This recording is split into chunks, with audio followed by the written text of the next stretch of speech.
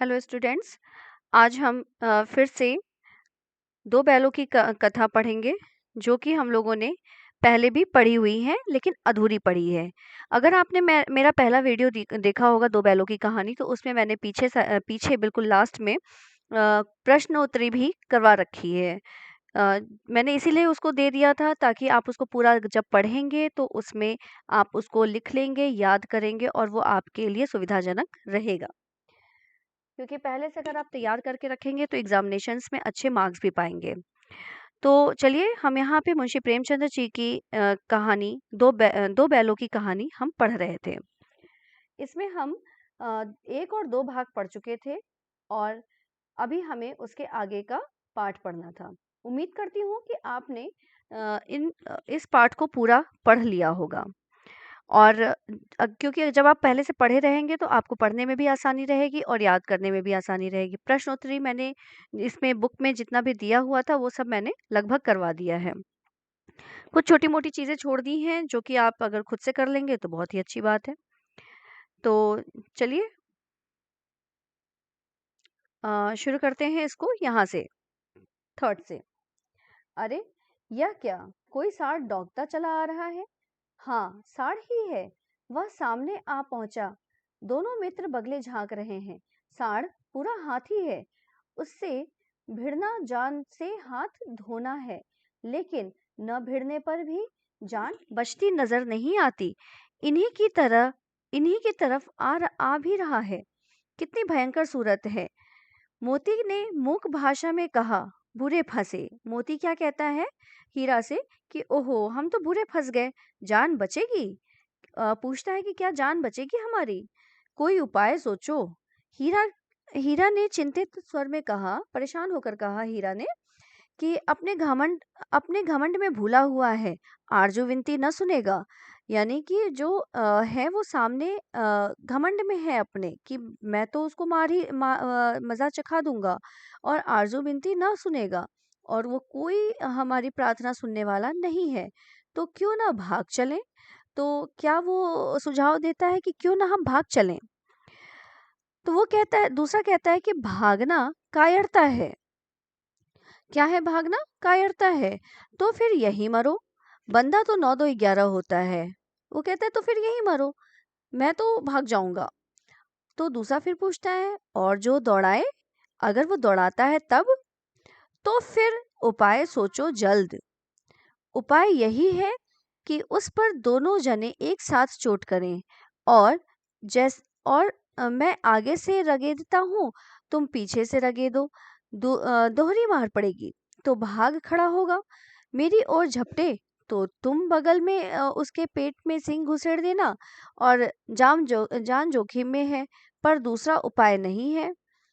दोनों मित्र जान हथेलियों पर लेकर लपटे लपके। सांड को भी संगठित शत्रुओं से लड़ने का तजुर्बा न था। वह तो एक शत्रु से मल्ल युद्ध करने का आदी था।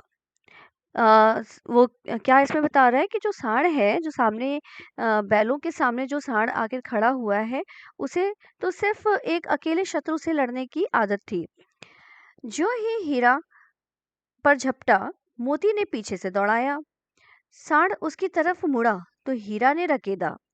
तो देखिए, दोनों मिलकर आपस में दोस्ती को निभाते हुए किस तरह से हीरा और मोती उस सांड से लड़ रहे हैं अपनी जान बचाने के लिए, क्योंकि कोई भी अकेला अगर लड़ता तो उससे जीत नहीं पाता। इसलिए यहाँ पे कहा गया है कि अनेकता में ही एकता होती है। तो यहाँ पर जो एकता है वो उनकी दोस्ती यहाँ पे दिख रही है कि दोस्त होकर वो किस तरह से आपस में उस सांड को हरा रहे हैं। सांड चाहता था कि एक एक करके दोनों को गिरा ले, पर ये दोनों भी उस्ताद थे, उसे वह अवसर न देते। क्या यहाँ पे उन लोगों ने अपना एक ये जो प्रयोग किया कि चलो, एक तरफ से तुम करोगे, एक तरफ से मैं मारूंगा। अगर वो तुम्हारे पास आता है मारने तो मैं उसको अपना सिंग से ललकारूंगा, और अगर वो मेरे मुझे मारने आता है तो तुम उसको पछाड़ोगे। तो इस तरह से उसको अवसर ही नहीं मिल रहा था कि वो उन पर आक्रमण कर कर सके या फिर उनको हरा सके। एक बार सांड झल्लाकर हीरा का अंत कर देने के लिए चला कि मोती ने बगल से आकर पेट में सींग भोंक दिया। क्या किया इसने कि सींग मार दिया। सांड क्रोध में आकर पीछे फिरा तो हीरा ने दूसरे पहलू में सींग चुभा दिया। आखिर बेचारा जख्मी होकर भागा और दोनों मित्र ने दूर तक उसका पीछा किया, यहाँ तक कि सांड बेदम होकर गिर पड़ा। तब दोनों ने उसे छोड़ दिया। दोनों मित्र विजय के नशे में झूमते चले जाते थे। मोती ने अपनी सांकेतिक भाषा में कहा कि मेरा जी तो चाहता था कि बच्चा को मार ही डालूं। हीरे ने तिरस्कार किया, गिरे हुए बैरी पर सींग न चलाना चाहिए। मतलब वो कहता है कि जब वो गिर चुका है तो फिर उसको क्यों लड़ाई में उसको क्यों सींग मारना, है ना, उसको छोड़ देना चाहिए। यह सब ढोंग है। बैरी को ऐसा मारना चाहिए कि फिर ना उठे। दोनों की देखिए अपनी अपनी सोच है। एक कह रहा है कि नहीं, जब वो गिर गया तो उसको छोड़ देना चाहिए। दूसरा कहता है नहीं, ऐसा मारो कि वो दोबारा उठे ही ना। अब घर कैसे पहुंचेंगे वह सोचो, पहले कुछ खा ले तो सोचते हैं। सामने मटर का खेत था ही। मोती उसमें घुस गया। हीरा मना करता रहा पर उसने एक न सुनी। अभी दो ही चार ग्रास खाए थे कि दो आदमी लाठियां लिए दौड़ पड़े और दोनों मित्रों को घेर लिया। हीरा तो मेड़ पर था, निकल गया। मोती सींचे हुए खेत में था, है ना, मतलब थोड़ा गीला था, वहां पर मिट्टी था, कीचड़ था। उसमें उसके खुर कीचड़ में फंस गए, न भाग सका। पकड़ लिया। हीरा ने देखा संगी संकट में है। अब मोती का उसका जो दोस्त है हीरा, उसने देखा कि मेरा दोस्त तो संकट में है। अब वो क्या कर रहा है, वो क्या करता है, वो लौट जाता है उसके पास उसको बचाने के लिए। फंसेंगे तो दोनों फंसेंगे। रखवालों ने उसे भी पकड़ लिया। अब यहाँ पे दोनों ही फंस गए।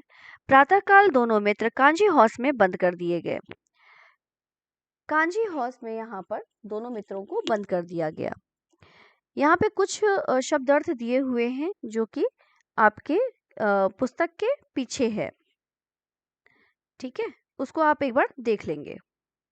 कांजी हाउस मतलब एक ऐसी जगह होती है जहां मवेशियों को रखा जाता है, चौपायों को, ठीक है। दोनों मित्रों को देखिए, मैं ऐसे एक एक अर्थ बताती चलूंगी तो बहुत लंबा हो जाएगा, क्योंकि ऑलरेडी ये प्रेमचंद जी की जो कहानी है बहुत बड़ी है ना। मुझे कई पार्ट में इसको करना पड़ा है और मेरी तबीयत खराब होने की वजह से मैं इसको कर भी नहीं पा रही थी। पर उम्मीद करती हूँ कि पहला दूसरा वीडियो आपने देखा होगा तो आपको पूरी चीज़ें समझ में आ गई होंगी, क्योंकि प्रश्नोत्तरी उसमें था ही पहले वीडियो में। उसके पहले वीडियो में मैंने प्रेमचंद जी के बारे में बता दिया था। जितनी काम की चीज़ें थी वो सब आपकी थी। हाँ, पाठ का वाचन बस मैंने नहीं किया था, वो मैं कर रही हूँ ताकि आपको आगे जाके स्टोरी समझने में कोई दिक्कत ना हो। और वो भी जो मैंने शुरुआत में पाठ का सार बताया है, अगर उसको आप पढ़ लेंगे तो भी पाठ पढ़ने की ज़्यादा आवश्यकता नहीं पड़ेगी। लेकिन अगर आप पढ़ते हैं तो ये आपके लिए बहुत अच्छा है। आपको एक पढ़ने की हैबिट पड़ेगी और दूसरा पाठ समझ में अपने दिमाग से आएगा, है ना। दूसरे का लिखा हुआ तो ठीक है, शॉर्टकट में मिला मैंने पढ़ लिया, बात दूसरी होती है। लेकिन एक बार आप खुद से भी पढ़कर उसको छोटे में समझने की कोशिश करेंगे कि आखिर कहानी थी क्या। तो हम यहाँ पे थे फोर्थ पे। दोनों मित्रों को जीवन में पहली बार ऐसा साबिका पड़ा कि सारा दिन बीत गया और खाने को एक दिन का भी ना मिला। मतलब ऐसा दिन निकला कि उनको खाने को भी कुछ नहीं मिला। समझ में ही ना आता था यह कैसा स्वामी है। इससे तो गया फिर भी अच्छा था। यहाँ कई भैंस थी, कई बकरियां, कई घोड़े, कई गधे, पर किसी के सामने चारा न था। सब जमीन पर मुर्दों की तरह पड़े हुए थे। भाई किसी को खाना मिलेगा ही नहीं तो उसके में ताकत कैसे रहेगी, बिल्कुल नहीं रहेगी, है ना। तो वही वो कह रहा है कि मुर्दों की तरह पड़े हुए थे। आ, कई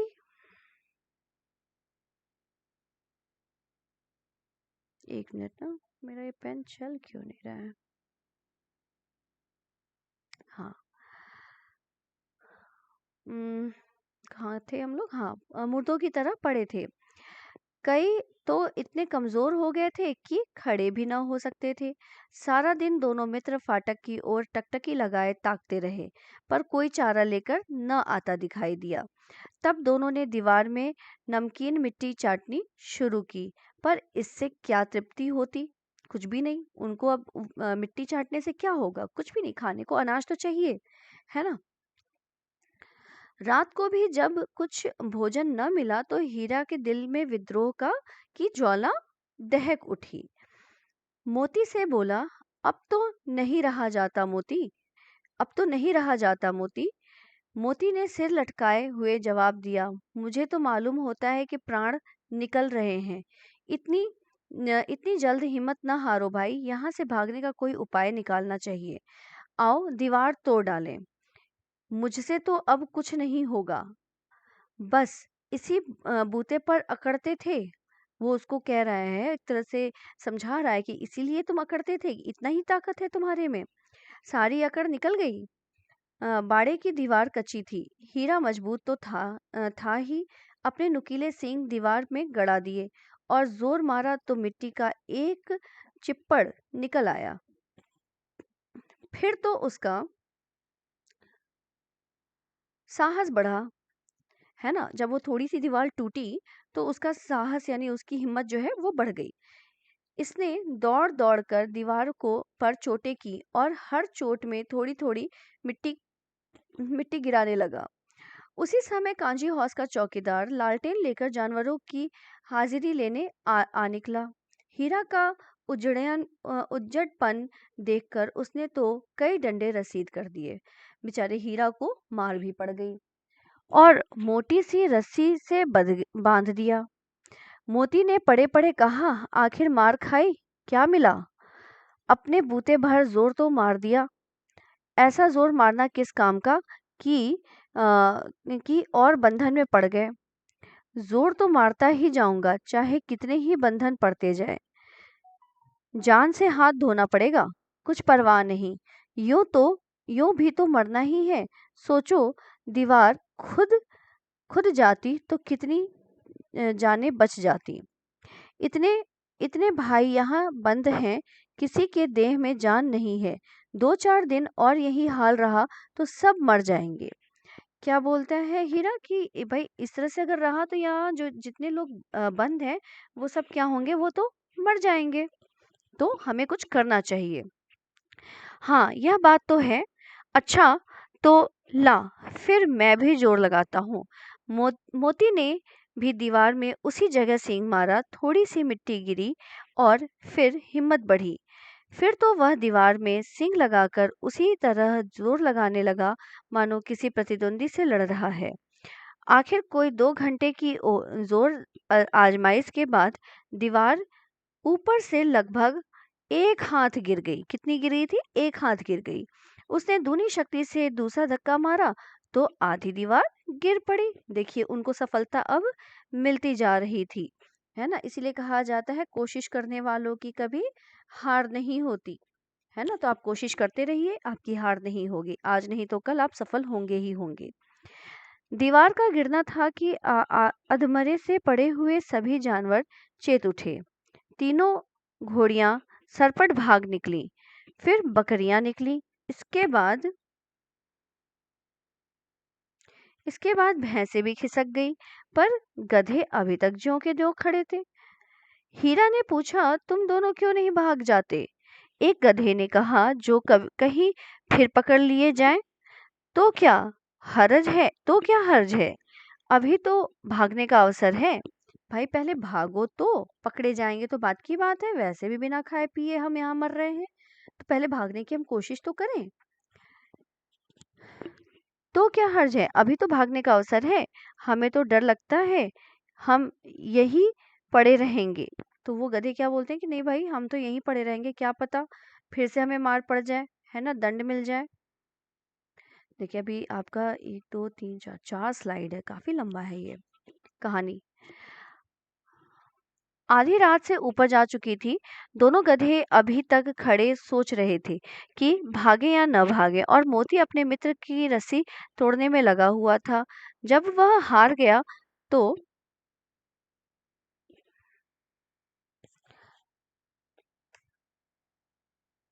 एक मिनट। ये ठीक है। अ, मुझे यहीं पड़ा रहने दो, शायद कहीं भेंट हो जाए। मोती ने आंखों में आंसू लाकर कहा, तुम मुझे इतना स्वार्थी समझते हो हीरा? हम और तुम इतने दिनों एक साथ रहे, आज तुम विपत्ति में पड़ गए तो मैं तुम्हें छोड़कर अलग हो जाऊं? हीरा ने कहा, बहुत मार पड़ेगी, लोग समझ जाएंगे कि यह तुम्हारी शरारत है। मोती गर्व से बोला, जिस अपराध के लिए तुम्हारे गले में बंधन पड़ा, उसके लिए अगर मुझ पर मार पड़े तो क्या चिंता? इतना तो हो ही गया कि 9-10 प्राणियों की जान बच गई, वे सब तो आशीर्वाद देंगे। यह कहते हुए मोती ने दोनों गधों के अ, सिंगों से मार मारकर बाड़े के बाहर निकाला और तब अपने बंधु के पास आकर सो रहा। भोर होते ही मुंशी और चौकीदार तथा अन्य कर्मचारियों में कैसी खलबली मची। इसके लिखने की जरूरत नहीं, बस इतना ही काफी है कि मोती की खूब मरम्मत हुई और उसे भी मोटी रस्सी से बांध दिया गया। एक सप्ताह तक दोनों मित्र वहां बंधे रहे। 1 वीक तक, ठीक है। एक सप्ताह तक दोनों मित्र वहां बंधे रहे। किसी ने चारे का एक तृण भी न डाला। हाँ, एक बार पानी दिखा दिया जाता था, यही उनका आधार था। दोनों इतने दुर्बल हो गए थे कि उठा तक न जाता था। ठठरियां निकल आई थी, यानी बहुत ही पतले दुबले हो गए थे। एक दिन बाड़े के सामने डुग्गी बजने लगी और दोपहर होते होते वहां 50-60 आदमी जमा हो गए। तब दोनों मित्र निकाले गए और उनकी देखभाल होने लगी। लोग आकर उनकी सूरतें देखते और मन फीका करके चले जाते। ऐसे मृतक बैलों का कौन खरीदार होता? यानी वो उन बैलों को खरीदने आए थे। सहसा एक दड़ियल आदमी, जिसकी आंखें लाल थीं और मुद्रा अत्यंत कठोर, आया और दोनों मित्रों के कुल्हों में उंगली गोद कर मुंशी जी से बातें करने लगा। उसका चेहरा देखकर अंतर्ज्ञान से दोनों मित्रों के दिल कांप उठे। वह कौन है और उन्हें क्यों टटोल रहा है? इस बीच में उन्हें कोई संदेह न हुआ। दोनों एक दूसरे को भीत नेत्रों से देखा और सिर झुका लिया। हीरा ने कहा, गया के घर में नाहक भागे, अब जान न बचेगी। मोती ने अश्रद्धा के भाव से उत्तर दिया, कहते हैं भगवान सबके ऊपर दया करते हैं, उन्हें हमारे ऊपर क्यों दया नहीं आती? भगवान के लिए हमारा मरना जीना दोनों बराबर है। चलो, अच्छा ही है, कुछ दिन उसके पास तो रहेंगे। एक बार भगवान ने उस लड़की के रूप में हमें बचाया था, क्या अब न बचाएंगे? यह आदमी छुरी चलाएगा, देख लेना। तो क्या चिंता है? मांस, खाल, सींग, हड्डी सब किसी न किसी काम आ जाएंगे। नीलाम हो जाने के बाद दोनों मित्र उस दड़ियल के साथ चले। दोनों की बोटी बोटी कांप रही थी। बेचारे पांव तक न उठा सकते थे, पर भय के मारे गिरते पड़ते भागे जाते थे, क्योंकि वह जरा भी चाल धीमी हो जाने पर जोर से डंडा जमा देता था। राह में गाय बैलों का एक रेवड़ हरे हरे हार में चरता नजर आया। सभी जानवर प्रसन्न थे, चिकने चप्पल, कोई उछलता था, कोई आनंद से बैठा पागुर करता था। कितना सुखी जीवन था इनका, पर कितने स्वार्थी हैं सब। किसी को चिंता नहीं है कि उनके दो भाई बाधिक के रूप में पड़े कैसे दुखी हैं। बधिक के रूप में, सॉरी, बधिक के हाथ पड़े कैसे दुखी हैं, यानी जिसने उसे बाधा हो उसके हाथ में ये पड़े हुए हैं और ये बहुत दुखी है। तो ऐसा किसी को भी दिखाई क्यों नहीं दे रहा, ऐसा वो बोल रहे हैं आपस में। सहसा दोनों को ऐसा मालूम हुआ कि यह परिचित राह है, यानी ये जाना पहचाना रास्ता है। हाँ, इसी रास्ते से गया उन्हें ले गया था। गया जो था वो इन्हीं रास्तों से उन्हें लेकर गया था। वही खेत, वही बाग, वही गांव मिलने लगे। प्रतिक्षण उनकी चाल तेज होने लगी। सारी थकान, सारी दुर्बलता गायब हो गई। आह, यह लो, अपना ही हार आ गया। क्या है? अपना ही हार आ गया। इसी कुएं पर हम पुर चलाने आया करते थे। यही कुआं है। ओहो, बैटरी लो हो गई है। पे चाहूंगी, थोड़ा सा बैटरी लो हो गया था तो चार्जिंग में लगाने चली गई थी मैं। हाँ जी, तो कहाँ थे हम? अम,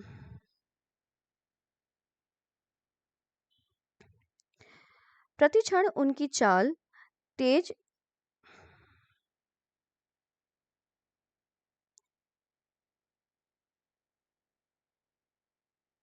प्रतिक्षण उनकी चाल तेज होने लगी। सारी थकान, सारी दुर्बलता गायब हो गई। आह, यह लो, अपना ही हार आ गया। हार नहीं होगा, घर होगा यहाँ पे, ठीक है। घर आ गया। इसी कुएं पर हम पुर चलाने आया करते थे। यही कुआं है ना? वहां पे घर होगा, हार नहीं होगा।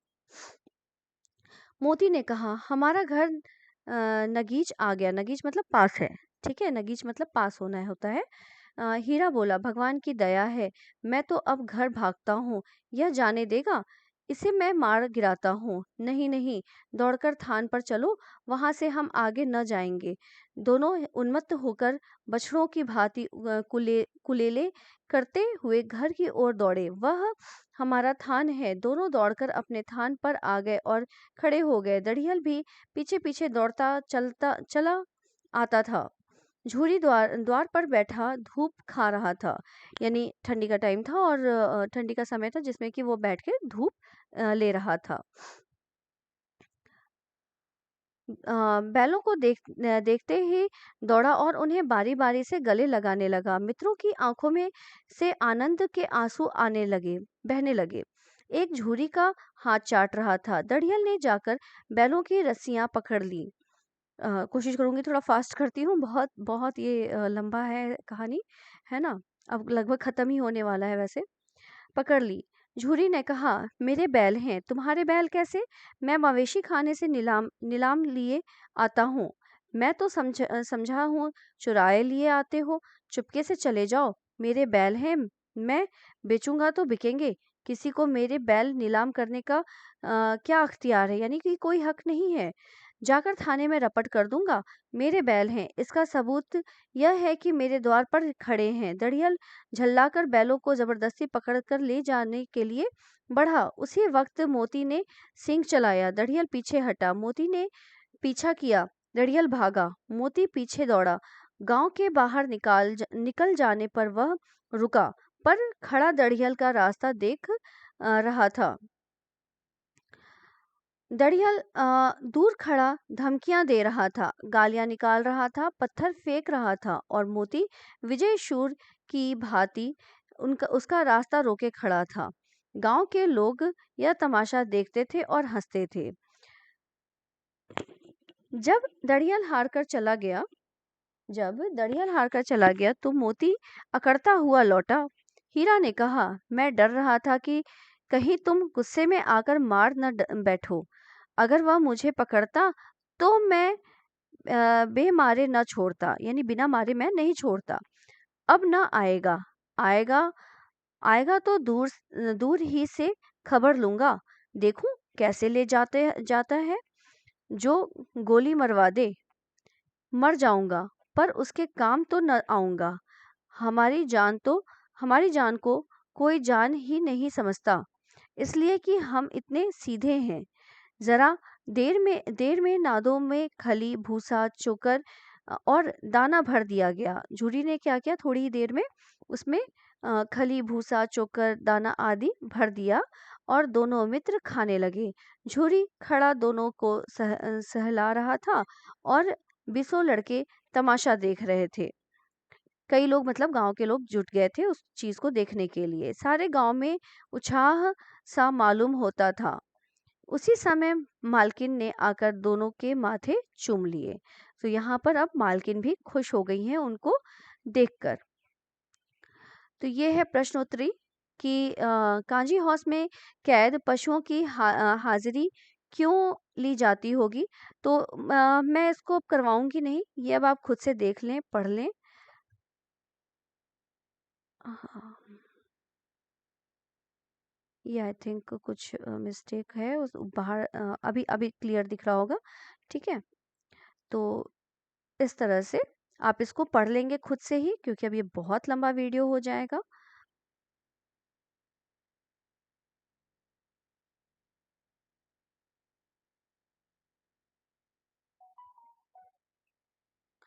तो उम्मीद करूंगी कि ये आपके प्रश्नोत्तरी हैं, इसको आप देख लेंगे।